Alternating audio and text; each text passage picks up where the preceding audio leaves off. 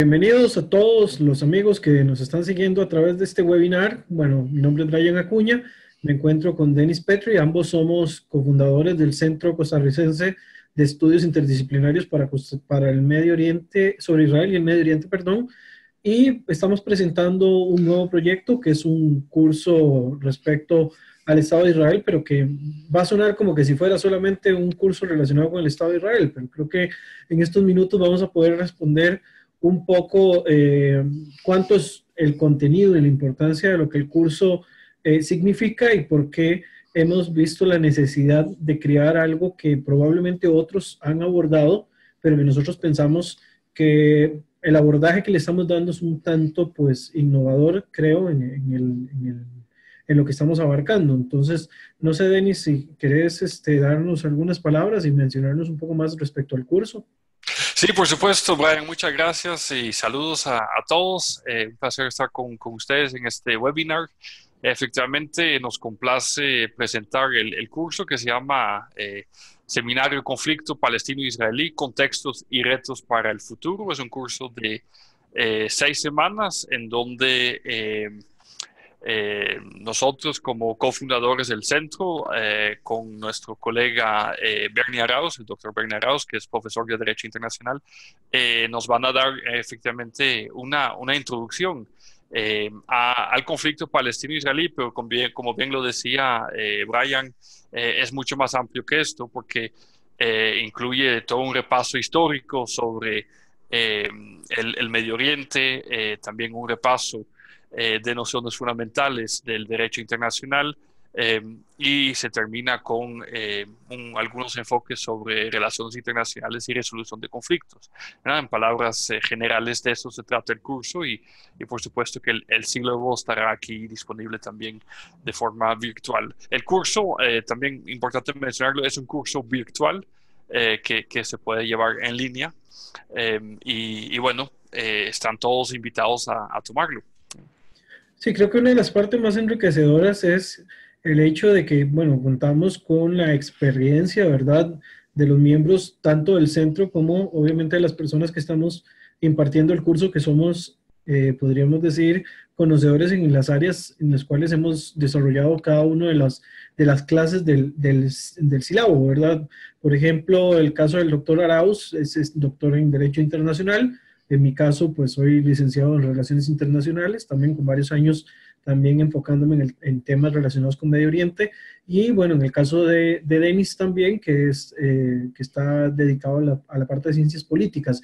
Creo que tenemos la expertise también, no solamente venimos aquí a expresar nuestras motivaciones personales, sino que venimos a exponer directamente basado en argumentos, ¿verdad? Y también a través de los documentos que ustedes van a encontrar en el sílabo durante cada una de las clases y las lecturas recomendadas, también van a poder ampliar un poco más la idea. La idea acá no es tampoco que tomen partido a favor o en contra de alguna de las posiciones, en realidad, pues lo que siempre le digo a mis estudiantes, ¿verdad?, siendo un profesor universitario, que uno puede tener una posición con respecto a un tema, pero eso no me impide a mí de ninguna manera poder también escuchar o leer sobre posiciones que quizás no siempre son acordes a lo que yo creo, sino que esto me tiene que ayudar a enriquecer el conocimiento, el diálogo y poder ampliar un poco más los horizontes de lo que he ido aprendiendo con el paso del tiempo. ¿Ves? Sí, no, muy cierto, Brian, totalmente de acuerdo y es con esa visión que hemos desarrollado el curso. Y me parece que ya estamos entrando un poco a las preguntas que preparamos para esta sesión. Era la primera pregunta que habíamos preparado. Dice, bueno, ¿por qué deberían tomar el curso y a quién va dirigido? Me parece que ya fuimos contestando la primera parte de la pregunta, pero me gustaría agregar otro aspecto y es que Israel, a pesar de ser una nación pequeña, con una población también pequeña, de alguna forma sí recibe una atención sobreproporcional en los medios de comunicación.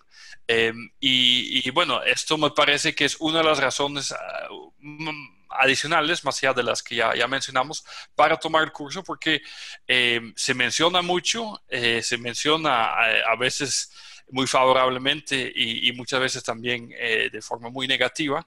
Y nuevamente no queremos imponerles ninguna perspectiva sobre el conflicto o palestino-israelí. Sin embargo, sí es un conflicto que domina los medios y sobre el cual vemos nosotros hay muy poca comprensión. La comprensión, el tratamiento del conflicto que se hace en los medios es muchas veces superficial, es muchas veces sesgado y nuestro énfasis realmente está en promover una visión, pues, en la medida de lo posible, imparcial y objetiva, fundamentada en datos sobre ese conflicto y todos los asuntos relacionados con él. Sí, es interesante dentro de lo que mencionas sobre la sobredimensión que tiene este conflicto, cuando uno lo compara con otros conflictos que quizás tienen mayor grado de afectación hacia población civil. Podríamos hacer una lista muy larga en estos momentos, lo cual sería un tanto desgastante, pero a nivel de medios de comunicación se le da mucho énfasis a lo que ocurre entre israelíes y palestinos y no se le toma con la misma importancia a otros conflictos o otras situaciones muy lamentables que están ocurriendo dentro de la misma región, ¿verdad? Que es algo que debería de llamarnos a todos la atención de que no se le dé la importancia mediática posible. Y no solo a nivel de los medios. También hay que dejar en claro que la agenda de algunos organismos internacionales están tomados única y exclusivamente sobre la base de este conflicto. Y una serie de resoluciones que salen, no vamos a decir diariamente, pero cada vez que hay sesiones de algunos organismos internacionales o de algunas organizaciones, miembros del cuerpo de las Naciones Unidas y demás, terminan utilizando la agenda del conflicto palestino-israelí como para salirse por la tangente y no sentar, digamos, precedentes sobre otras crisis que están ocurriendo alrededor del mundo. Hay una toma muy fija o una fijación muy fuerte con respecto a este conflicto que pareciera que le soluciona los problemas a los foros internacionales, ya que al concentrar todos sus esfuerzos en tratar de resolver uno de los conflictos que realmente genera menos muertes alrededor del mundo, que tiene menos extensiones de tierra, que podríamos considerar de las más debatidas en temas sobre ocupación o sobre administración de tierras o sobre toma o posesión y demás, se le toma demasiado, se da demasiada atención a este conflicto y al final de cuentas lo que vemos es un montón de personas que están haciendo juicios de valor por el simple hecho de que hay otro montón de expertos y de académicos que lo único que hacen es salirse por la vía fácil utilizando el conflicto más mediático, lo que no necesariamente quiere decir que quienes opinen de él son personas que sean expertas en el tema. No, muy cierto, totalmente de acuerdo. Y eso nos lleva tal vez ya a la segunda parte de la pregunta que preparamos. ¿A quién va dirigido el curso? Bueno, realmente considerando las lagunas de información, el vacío de información, de conocimiento sobre el tema, hasta me atrevería a decir el analfabetismo en cuanto a la comprensión del conflicto palestino-israelí de forma más general la situación en Medio Oriente. Bueno, este curso realmente va dirigido a todos los profesionales estudiantes y profesionales de las relaciones internacionales, del derecho, de las ciencias políticas, de las ciencias sociales en general, que tienen interés en mejorar sus conocimientos sobre este conflicto. Y pienso en particular a periodistas que se pueden beneficiar bastante de este curso para poder presentar sus trabajos de una forma mejor informada. Periodistas, también pienso en diplomáticos que están trabajando activamente en la construcción de la política exterior de sus países respectivos. Y pues también pienso en académicos que también se pueden beneficiar de los insumos que pueda ofrecer el curso. Sí, creo que, como bien mencionas, muchos profesionales pueden beneficiarse de este curso para conocer desde el contexto directamente de lo relacionado con el conflicto. Igual, no solo tocamos temas asociados solo con conflictos, sino que es multidisciplinario lo que estamos mostrando. Estamos mostrando también el tema asociado con el derecho internacional. En algún momento se mencionan también los actores que se involucran no solamente en el conflicto palestino-israelí, sino también en el Medio Oriente en general, ¿verdad? ¿Cuál es el papel de las principales potencias globales? ¿Cuáles son los papeles que juegan las potencias regionales? O sea, tiene una variedad muy amplia el curso que creo que le va a permitir a aún aquellas personas que apenas estén haciendo sus primeras armas en alguna de las disciplinas que menciona Denis, y aún personas que tengan conocimientos muy básicos o que lo hayan hecho de manera empírica, creo que el curso puede enriquecerles aún más en cuanto a los conocimientos, y esto obviamente se complementa con la atención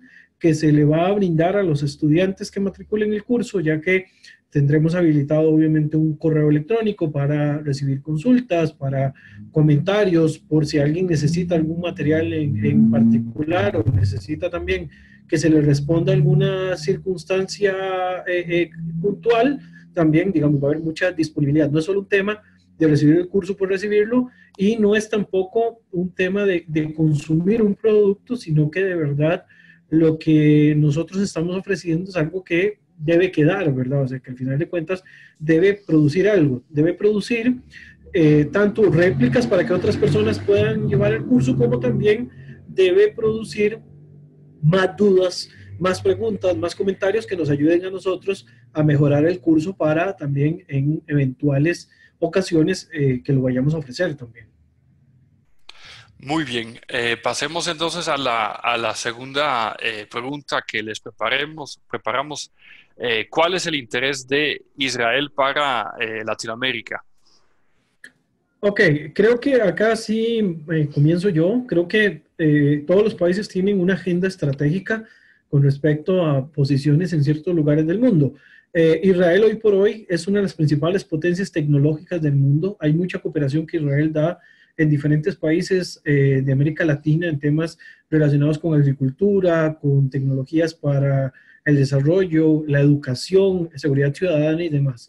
Creo que como cualquier país se buscan alianzas, todos los países, ese es el objetivo principal de las relaciones internacionales, generar algunas alianzas entre estados, y el Estado de Israel no es la excepción, ¿verdad? Es un país sumamente pequeño, 22.100 y resto de kilómetros cuadrados, que en comparación con muchos países de América Latina, creo que solamente se acerca a la extensión de El Salvador, ¿verdad? En América Central por lo menos, pero sí tiene ha crecido mucho, principalmente de los años 80 en adelante, ha crecido demasiado económicamente y tecnológicamente hablando, en la parte militar también. Y todos los socios que se logren generar a través del mundo son bienvenidos. Y América Latina se ha convertido en una región donde Israel ha podido encontrar buenas relaciones con algunos países, no tan buenas con otros, porque obviamente, así como Israel juega un rol de buscar alianzas alrededor del mundo, hay otros países no tan amistosos como con Israel que también están buscando, digamos, hacer como un tipo de contrapeso en otras regiones, incluyendo América Latina, ¿verdad? Sí, no, muy, muy cierto. Me parece adicionalmente que las naciones latinoamericanas, de alguna forma, antes de hablar de intereses, tienen una obligación moral de acercarse a Israel. Y esta obligación moral se deriva directamente del hecho que Israel es la única democracia en Medio Oriente, la única democracia digna de ese nombre, y vamos a ver que a Israel se le critica por muchas cosas, a veces de forma justificada y también muchas veces de forma no justificada, pero nadie puede negar que es una democracia, y en eso pues es algo que tiene en común con las naciones latinoamericanas, que también con algunas pocas excepciones como Cuba, tal vez Venezuela, son naciones también que pretenden ser democráticas, democracias en construcción, desde luego, pero por lo mismo, las naciones latinoamericanas tienen una obligación moral de acercarse a la única democracia en Medio Oriente. Y esa obligación moral también se deriva tal vez de alguna forma del hecho de que esta región, la subregión americana e Israel forman parte de lo que se puede identificar como la civilización judío-cristiana, y que tiene implicaciones también culturales más que religiosas. Y bueno, en esto hay una afinidad tal vez natural con Israel que también debemos de reconocer y de respetar. Entonces, bueno, esta afinidad cultural es evidente, me parece, desde la perspectiva histórica. Pero luego ya pensando en los intereses directamente, pues Israel constituye una nación que tiene una ubicación geográfica estratégica en Medio Oriente, donde, como sabemos, se encuentran muchos de los recursos petroleros del mundo. En Israel no, pero en los países vecinos sí. Y entonces es importante tener un aliado en la región. Y luego, como lo apuntaba Brian, me parece que hay muchas oportunidades de cooperación entre Israel y Latinoamérica. Ya mencionaba Brian el tema de la tecnología, donde realmente Israel es un actor muy avanzado, pero también se podría mencionar la tecnología no solamente en relación con la informática, todas las aplicaciones virtuales digitales, sino también con la agricultura, que es otro ámbito fundamental en Latinoamérica. Y fuera de lo que sería la tecnología, pues en materia de seguridad también. No olvidemos que Latinoamérica enfrenta grandes problemas en algunas partes de seguridad ciudadana, y el expertise israelí en este ámbito pues también nos beneficiaría bastante. Sí, además, pensando en la fuerte inversión que Israel hace en cuanto a investigación y desarrollo, ¿verdad? Que creo que es un ejemplo no solamente para América Latina, sino para muchos países alrededor del mundo. Yo creo que hay muchos países en Europa que no llegan ni siquiera a la mitad del porcentaje que Israel invierte en inversión y desarrollo. O sea que de alguna manera, fuera del ámbito del conflicto, se puede aprender muchas cosas más relacionadas con Israel que podrían ser beneficiosas para cada uno de los países, en nuestro caso de América Latina, porque es la zona donde estamos ubicados, pero creo que en muchas regiones del mundo, incluyendo el propio Medio Oriente, donde han ido cambiando un poco las cosas en el propio barrio donde se desarrolla Israel, ¿verdad? Y cómo han bajado un poco las tensiones con respecto a las relaciones entre países árabes e Israel. Todo esto asociado al gran desarrollo que en estos poco más de 30 años, digamos de los 80, que era cuando se vivió una gran crisis, hasta ahora Israel ha logrado, y ni se diga en la actualidad, ¿verdad? Que tenemos lo que se llama una Startup Nation, ¿verdad? Una nación innovadora, y eso es un gran ejemplo para el mundo. Por lo tanto, aunque este no es un curso relacionado directamente con el tema de startups, creo que es por lo menos un inicio para poder comprender de que las cuestiones van más allá de lo que muchas veces nos presentan a nivel mediático y que parecen más bien cuestiones de propaganda, ¿verdad? Muy bien. La tercera pregunta que aquí les preparamos, y tal vez es una pregunta algo ingenua, pero igual es una pregunta que muchos se harán y que vamos a ir contestando con más argumentos en el marco del curso. Es la pregunta si Israel viola a los derechos humanos como Estado.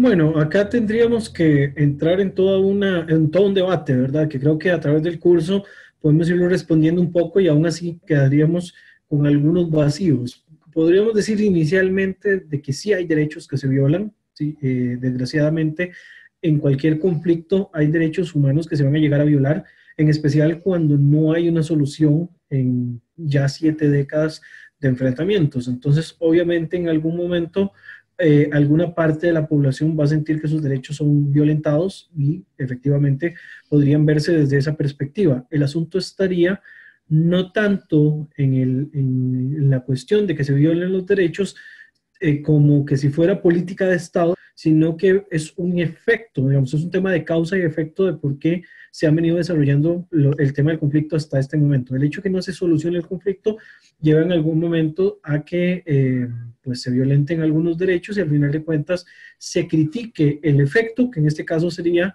la violación a algunos derechos humanos, y en vez de ver, digamos, cuáles han sido las causas por las que hemos llegado a estas condiciones, ¿verdad? Que muchas veces se habla solamente del ahora, como si pudiéramos construir lo que está ocurriendo con un conflicto solamente con el ahora, y hay que hacer todo un estudio histórico de por qué, en primer lugar, los palestinos quedan bajo la tutela y la administración de Israel, que ahí es donde entraríamos también en la disyuntiva de que son territorios ocupados, territorios administrados y territorios en disputa, que son tres de las condiciones que en algún momento en la clase que explica el profesor Arauz se puede ver con mayor detenimiento. Entonces, más que ver el tema de la violación a los derechos humanos como una política de Estado, ya que, como bien mencionabas, Israel, al ser un Estado democrático, no tiene una política directamente que diga vamos a violar los derechos humanos de los palestinos, sí se ha convertido, digamos, en un efecto del hecho de que el conflicto hasta este momento no haya llegado a una solución perfecta o por lo menos a una solución que lo lance a buen puerto, ¿verdad? Sí, es una pregunta efectivamente muy compleja que no alcanzaremos de contestar, de responder en el tiempo que tenemos, pero es importante efectivamente subrayar que no es una política del Estado de Israel de violar a los derechos humanos, pero siempre puede suceder. Algo que tal vez sí es importante mencionar también es que Israel no viola derechos humanos de forma sistemática, y con total seguridad podemos decir que no los viola en la medida que muchos dicen y en la medida que se lo presenta en los medios. Es decir, que hay una exageración y una representación también errónea de Israel, que a veces podríamos llegar a pensar que se trata de un Estado genocida, un Estado terrorista, muchas cualificaciones que no aplican en absoluto al Estado de Israel. ¿Verdad? Pero bueno, en el marco de este curso lo que queremos realmente es llevarlos a que analicen los hechos de forma objetiva. Y bueno, cuando sí se dan violaciones a los derechos humanos cometidos por individuos israelíes o soldados integrantes del ejército israelí, estas violaciones también, como es lo debido en una democracia, están siendo investigadas, y pues la Corte Suprema de Justicia de Israel ha llegado a condenar a algunos militares, pero han sido pocos casos realmente que han cometido violaciones a los derechos humanos y han ordenado reparaciones y castigos en el marco del Estado de Derecho, y se ha hecho justicia, ¿verdad? Entonces, eso es otro aspecto a tomar en cuenta, pero de todas formas, no se dan como política de Estado, no se dan de forma sistemática y de fijo no se dan a la escala que se presenta en algunos medios. También agregar que no es lo mismo una violación sistemática a los derechos humanos que una suspensión de garantías individuales.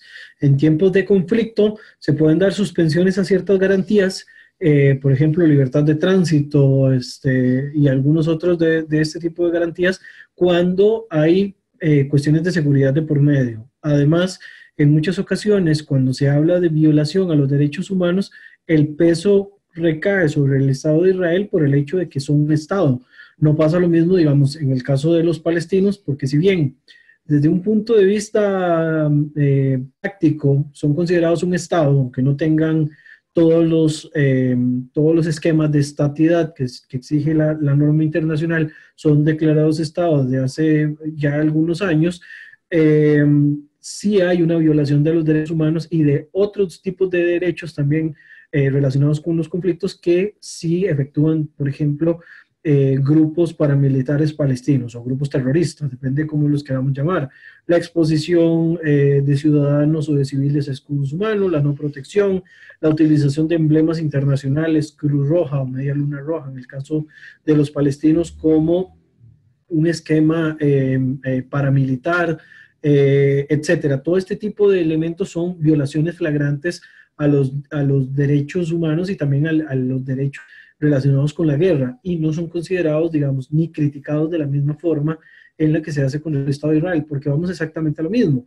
Es una consideración asimétrica la evaluación que se hace con que se hace con respecto a Israel a la que se hace, digamos, contra su contraparte, que serían los palestinos. Pero creo que cuando lleven el curso van a entender también por qué se ve esta asimetría, ¿verdad?, en la parte política, ¿verdad?, o en la parte internacional, de qué forma, digamos, se ha ido evolucionando, o podemos decir, no evolucionando, ¿verdad?, sino que más bien ha quedado como estancado, y lo único que se ha concentrado es en una crítica muy, muy, muy generalizada contra el Estado de Israel en todo lo que tiene que ver con el derecho internacional, sin sopesar de que también tiene una contrapartida contra la cual también hay un conflicto latente desde hace varias décadas. No, totalmente cierto. Hay muchas confusiones en ese sentido. El hecho que Israel ejerza su soberanía sobre su territorio, esto no constituye en sí una violación a los derechos humanos, y a menudo se equiparan ambas cosas, y pues esto es completamente erróneo.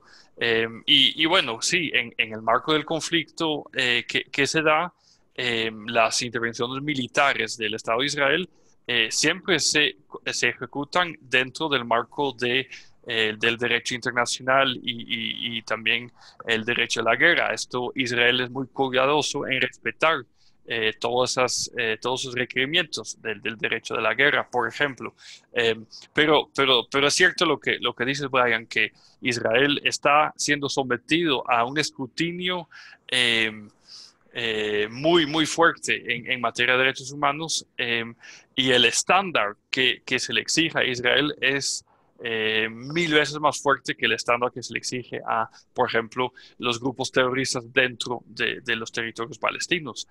Y ahí hay una contradicción también, pero que solamente podemos resolver revisando los hechos y sobre todo definiendo el estándar que tiene que ser, y no aplicar estándares asimétricos para los diferentes grupos. Pero bueno, si te parece, Brian, porque este nos llevaría a un debate mucho más extenso, y lo podemos llevar en el marco del curso, y de hecho que lo vamos a hacer.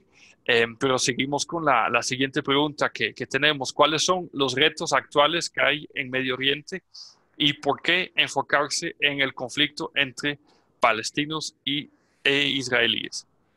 Ok, comenzaría con el final, que por qué nos enfocamos en este conflicto y no nos enfocamos en el resto del Medio Oriente.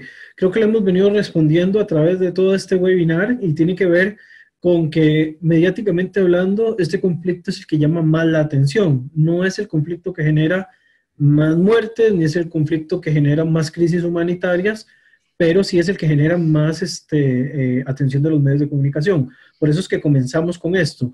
¿Por qué nosotros le tomamos atención a esto? Porque sencillamente sentimos que hay un vacío, como decía inicialmente Denis, hay un vacío informativo que no está siendo bien desarrollado. Y por el otro lado, ¿cuáles son los retos actuales que hay en el Medio Oriente? En el Medio Oriente hay varios retos, ¿verdad?, relacionados principalmente con un tema de legitimidad. No hay un grupo que tenga la legitimidad completa en cuanto al poder. Por lo tanto, al no haber un único grupo o un conglomerado de grupos, de países que tengan esa legitimidad, los problemas no se van a acabar, sino que lo que van a ir haciendo es arrastrándose.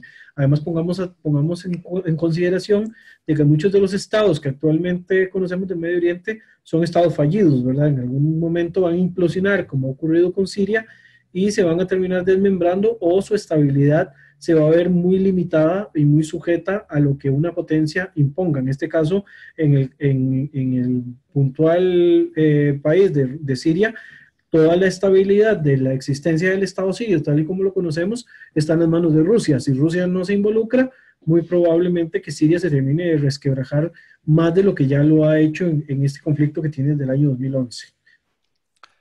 Sí, bueno, retos actuales en Medio Oriente, pues hay muchos. Sabemos del conflicto, bueno, los conflictos históricos, las dos guerras del Golfo, ¿verdad? Ahora el conflicto en Siria, parte de Irak, con el Estado Islámico, que sí parece que ya está cediendo mucho territorio, sin embargo, también no se ha logrado eliminarlo completamente. La inestabilidad política en Egipto, las... los contextos sociales explosivos en Jordania y Líbano, y por supuesto también la amenaza nuclear de Irán que también sigue. O sea, hay muchos retos grandes en Medio Oriente, y en medio de todos esos retos el conflicto entre palestinos e israelíes pues parece un reto pequeño. Sin embargo, de este conflicto me parece que sí se puede decir que depende en gran medida la estabilidad de la región. Eh, y entonces esto también es un argumento más para justificar un énfasis en este conflicto, porque de ahí depende, sí, la estabilidad de la región y pues también de alguna forma todos los conflictos en Medio Oriente de alguna forma sí están como relacionados de una u otra forma.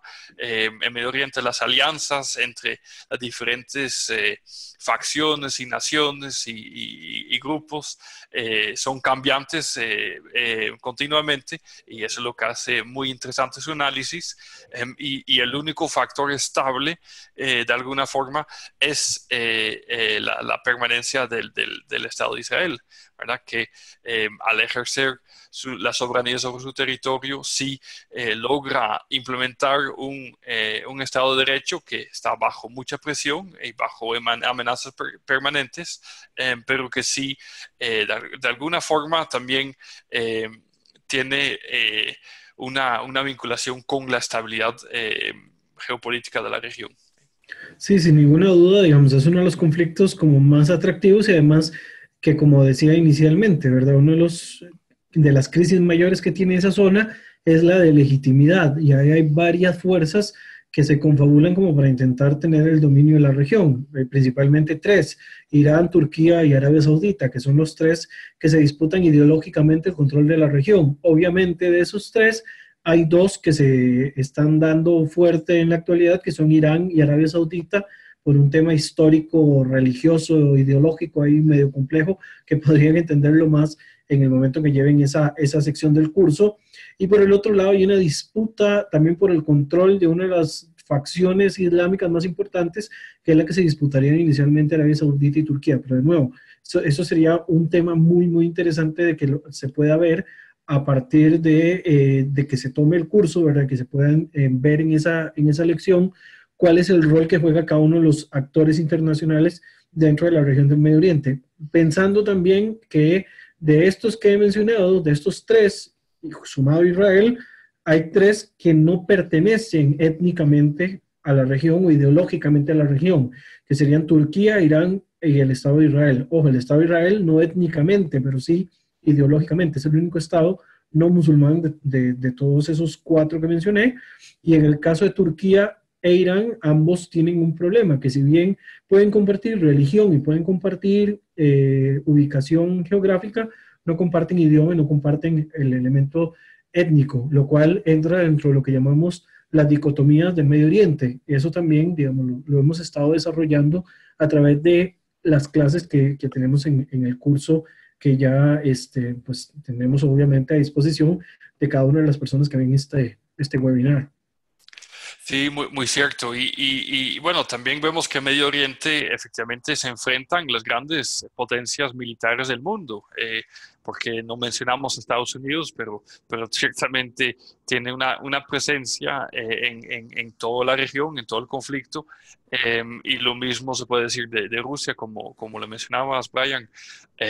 Y bueno, ahí también intervienen efectivamente las naciones de la península árabe también, Irán, que trata de también hacer valer su influencia, lo mismo que Turquía. Entonces, bueno, realmente ahí están todos los ingredientes sin hacer ningún pronóstico de una tercera guerra mundial también en potencia, ¿verdad? Entonces, esto también justifica la importancia de este conflicto y tal vez puede parecer muy alejado de la región donde nos encontramos, aquí en el hemisferio occidental, pero realmente no lo es, ¿verdad?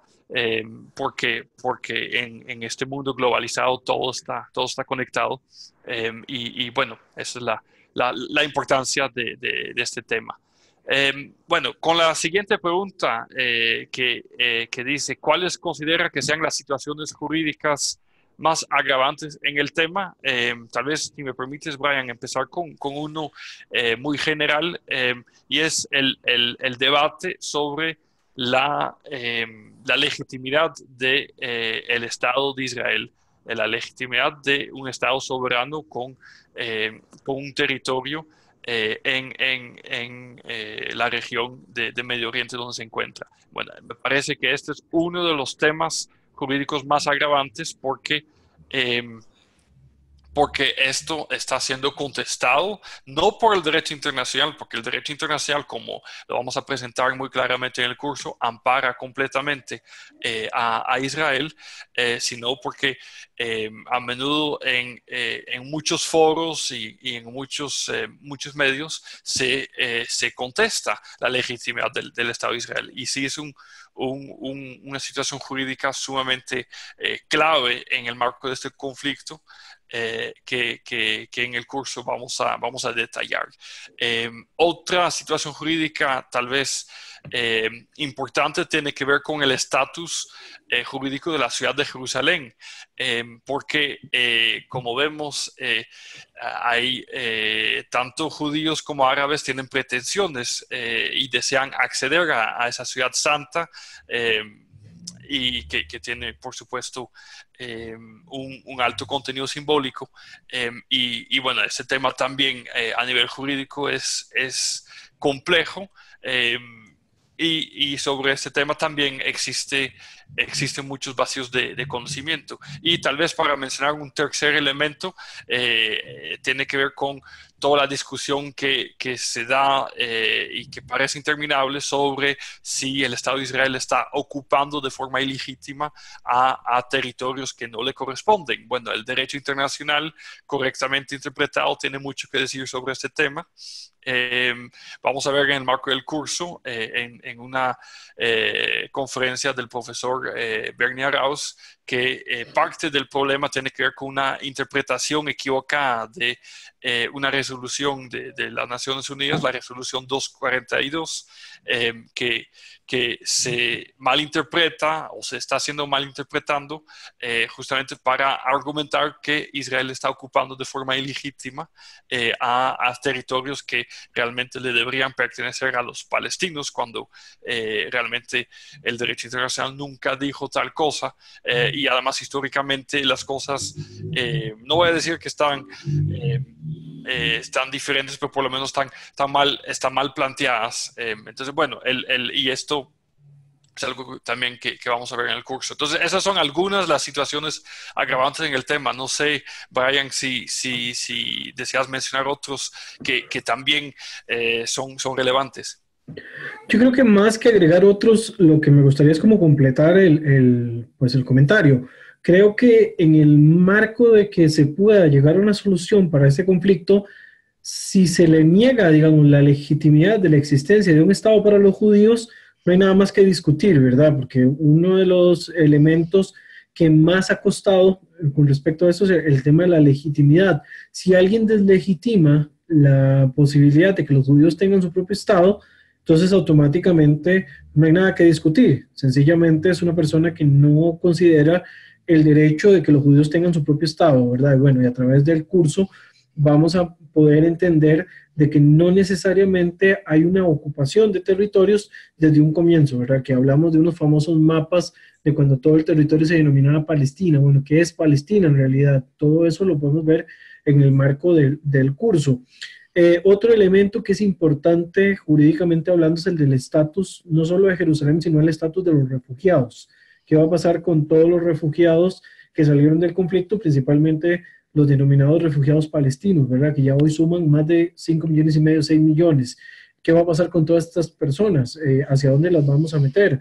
¿Por qué existe una organización de las Naciones Unidas que se dedica exclusivamente para este conflicto y la situación jurídica de estos refugiados es tan compleja que se hereda la condición de refugiado y aún y cuando cambian sus condiciones en otro país donde se ubique, que no van a ser los países árabes, porque ahí es de las zonas donde menos derechos se les ha dado a los palestinos, pero en otros países, digamos, del hemisferio occidental, donde les han dado cabida, les han dado la nacionalidad, ¿por qué no ha cambiado su condición y por qué no han dejado de ser refugiados? ¿Por qué siguen manteniendo esa condición?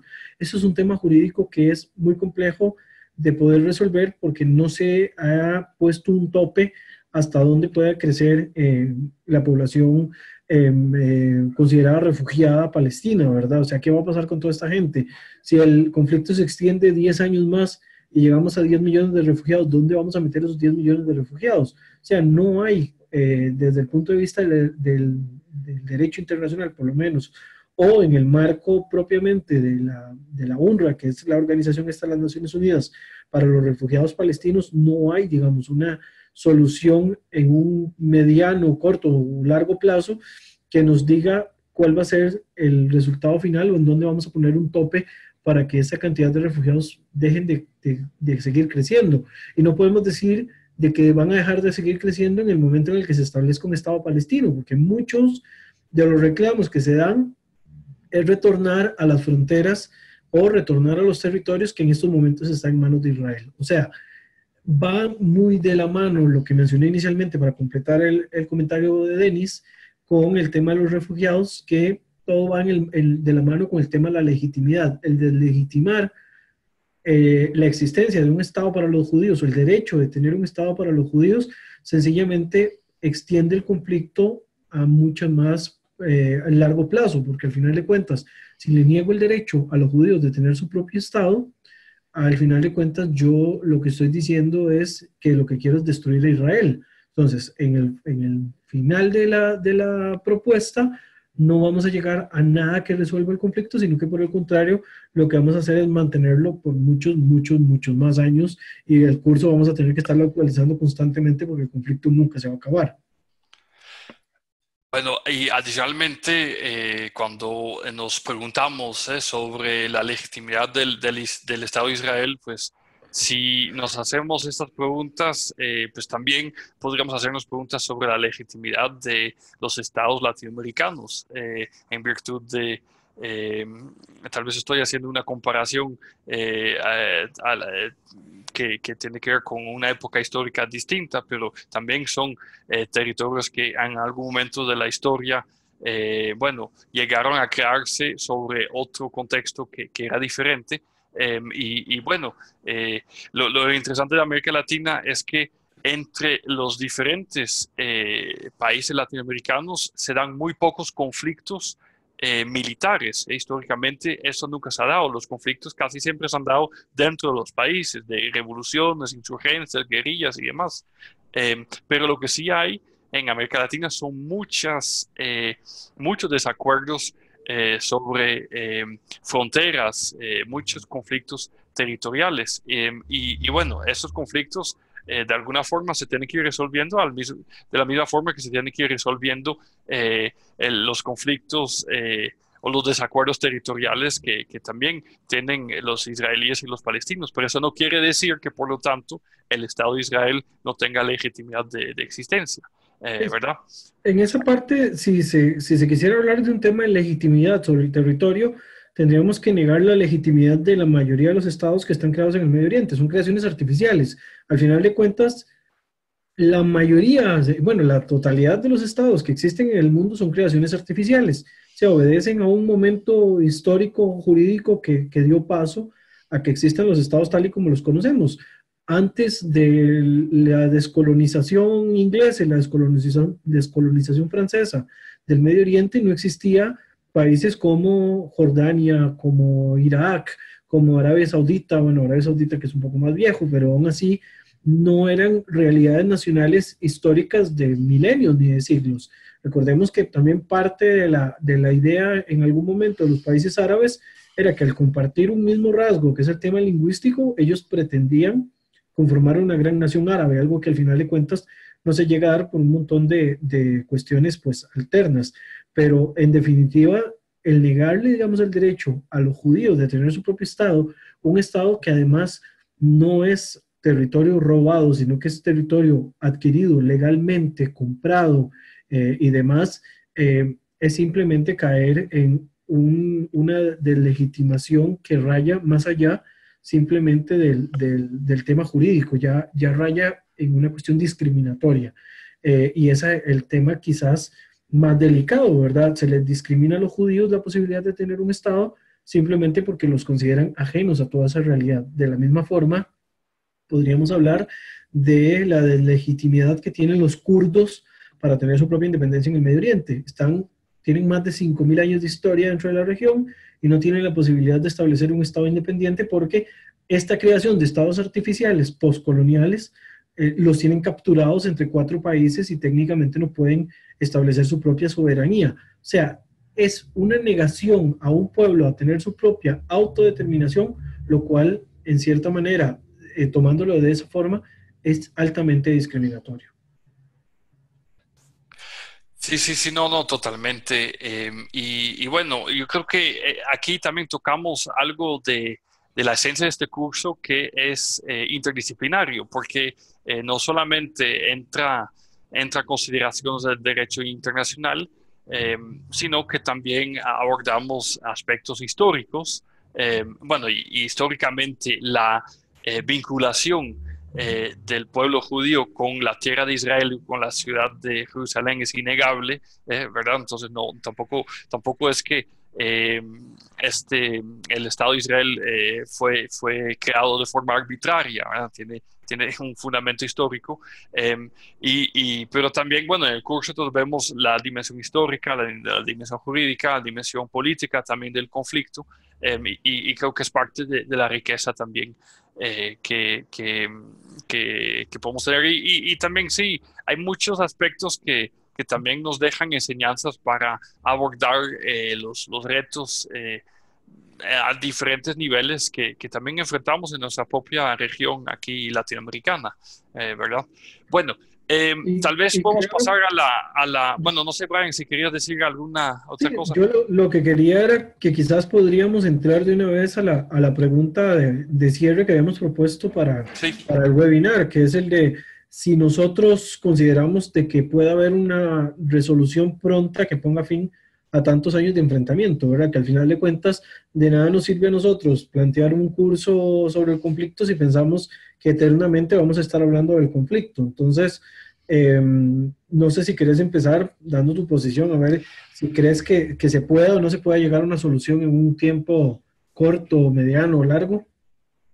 Sí, bueno, lo primero sí es reconocer que una resolución del conflicto puede ser, va a ser muy difícil, va a ser muy difícil, va a ser muy compleja, y eh, estamos viendo que la situación actual realmente que se caracteriza por un status quo donde las partes en conflicto realmente en este momento no se están hablando, no hay negociación, pues parece ser que el status quo eh, actual es la figura del conflicto que puede tener más permanencia en el tiempo.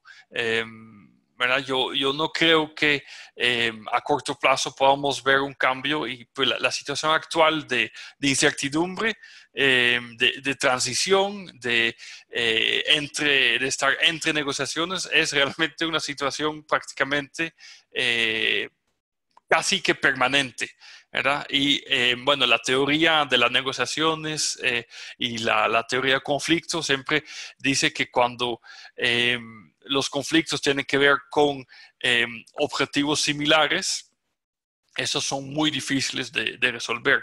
Ahora, no quiero ser del todo pesimista, pero sí, sí es una realidad. Y lo que sí le deseo a la región y a todas las partes en conflicto es que se pueda mantener un poco la estabilidad, porque al final la estabilidad, aunque no se resuelva todo, sí, sí es lo más positivo para también el desarrollo de las economías. Pero para que pueda haber una resolución, realmente me parece que tiene que haber una disposición de todas las partes en conflicto para llegar a un acuerdo.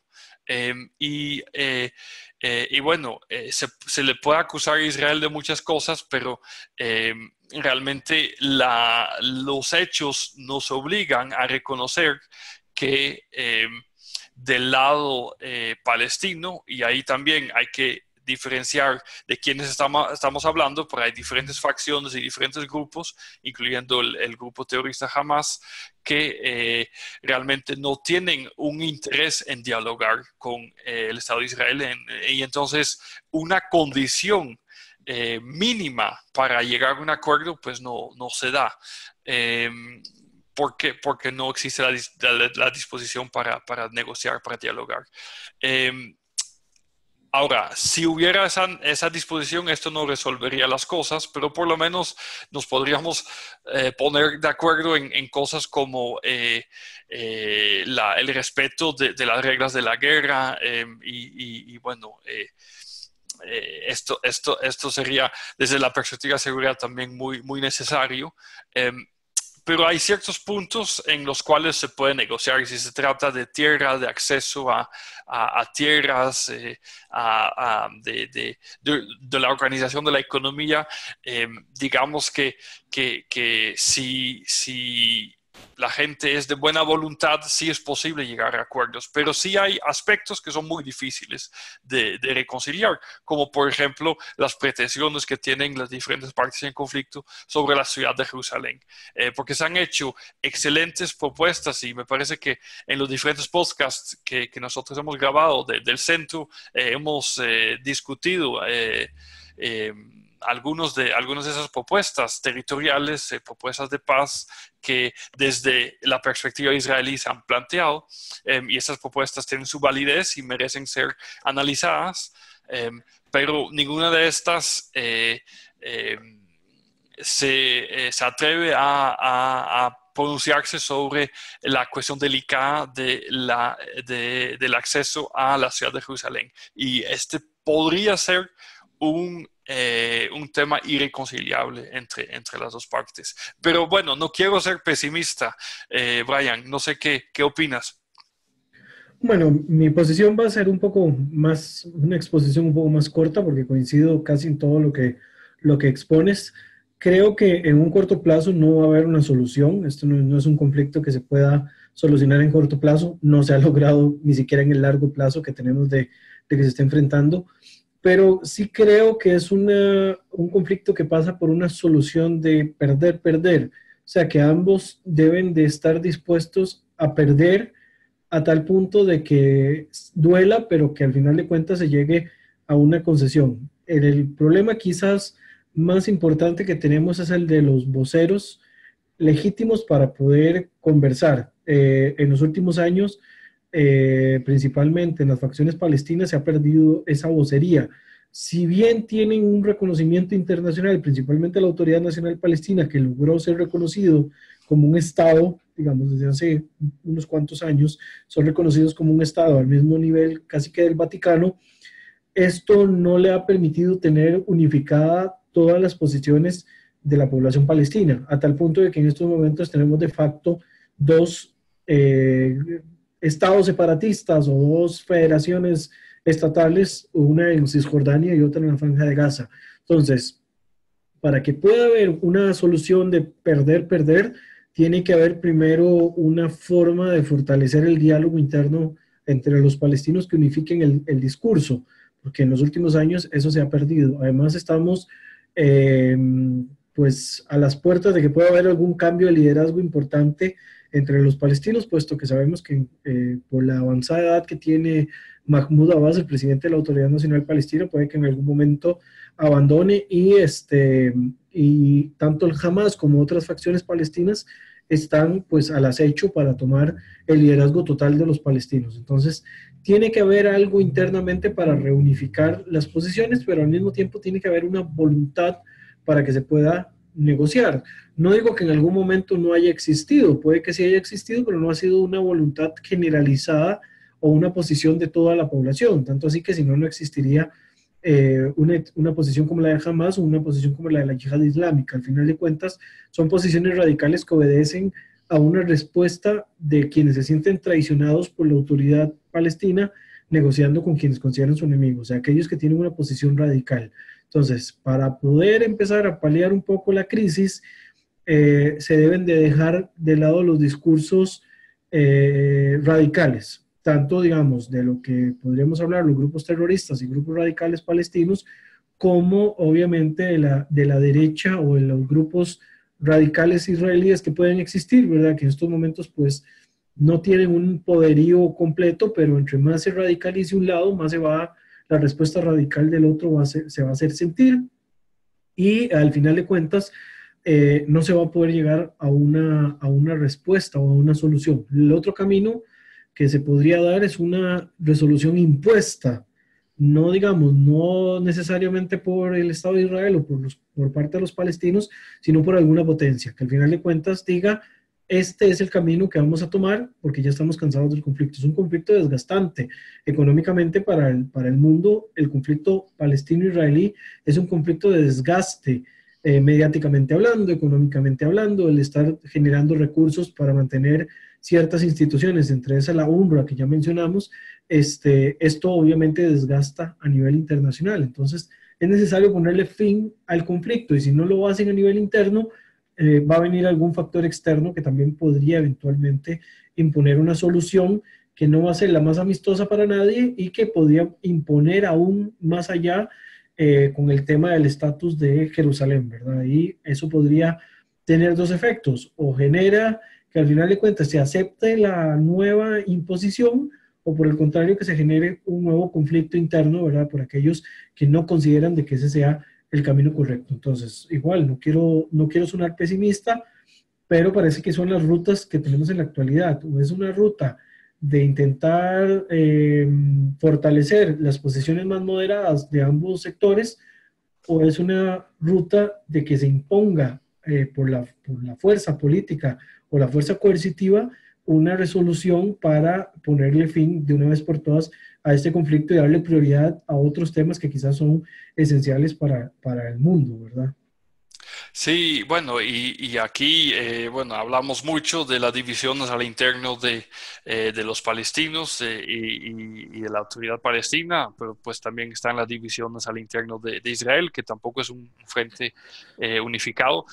Pero luego, pues también, para hacerlo más complejo, está todo el papel de la comunidad internacional, que puede imponer una solución a la fuerza o también por la vía del derecho internacional y de otras tácticas otros instrumentos que tiene, también influencian el conflicto.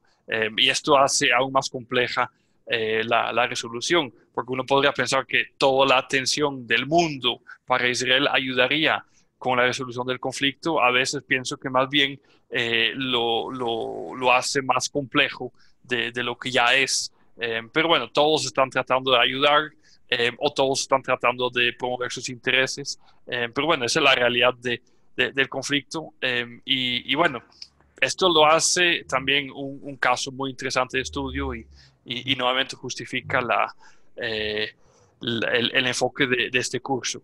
Bueno, me parece que hemos llegado al final de este webinar, y bueno, nada más me resta invitarles a todos a tomar el curso. Aquí con el webinar publicamos todos los datos del curso para el registro y el sílabo también lo pueden visualizar.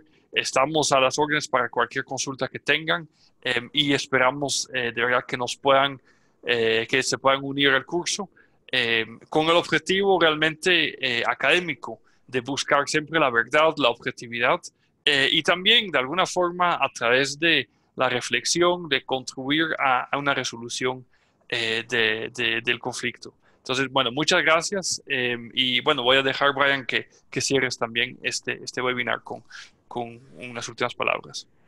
Bueno, gracias, Denis. Al igual que, como menciona pues, Denis, invitarlos a todos los que estén viendo este webinar a que puedan llevar el curso, que se tomen, digamos, el tiempo para analizar desde nuestra posición, por lo menos, lo que acá traemos, que puedan eh, pues desarrollar un poco más allá el tema del conflicto de una manera más estructurada, que se den una vuelta por todo el sílabo, que puedan ver un poco las lecturas, que puedan canalizar un poco la información que nosotros estamos ofreciendo y obviamente que la idea de este webinar es generar otros nuevos, ¿verdad? Que pueda ayudarnos dentro de la multidisciplinaridad que le hemos dado el enfoque a este centro, que tampoco lo hemos querido dejar como monotemático, ¿verdad? No es el hecho solo de hablar del conflicto, sino de hablar de otros aspectos. Y creo que es un buen arranque comenzar por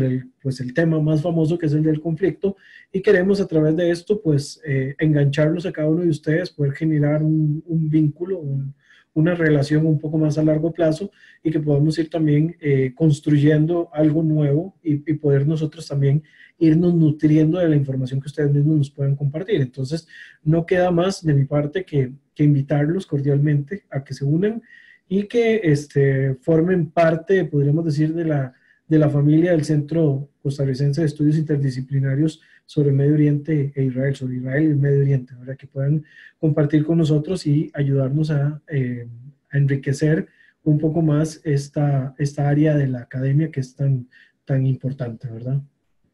Muy bien, les esperamos en el curso. Saludos. Saludos a todos.